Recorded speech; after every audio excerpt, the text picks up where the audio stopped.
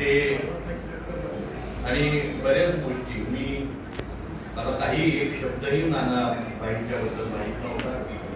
नानांनी मला परवा घरी बोलावलं आणि सांगितलं की आपल्याला एक ऑडिओ प्ले करायचे आणि त्यांनी 2-3 लेख माझ्या हातात दिले.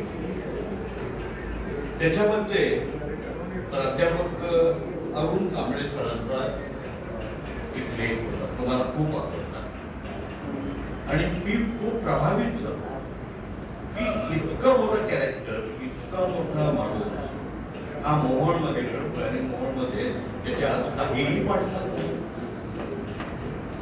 तर मी तो लेख फक्त यावर्षी ऑडिओ केलाय. मी आपणाला वचन देतो की पुढच्या वर्षी त्यांचं भटकंती नावाचं पुस्तक मिळालं.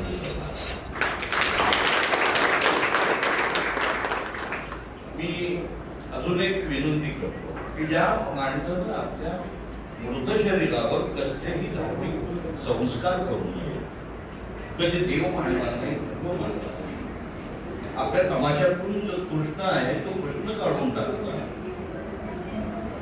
आणि ज्या व्यासानं गणपती सांगितला तो प्रत्येक वक्ता इथं येऊन त्या व्यासांचं नाव घेतोय. याच्याबद्दल जेव्हा माईचा कार्यक्रम याच्या पुढे असेल तेव्हा व्यासपीठ म्हणून एक किमान विचारपीठ म्हणावं, एवढं म्हणून मी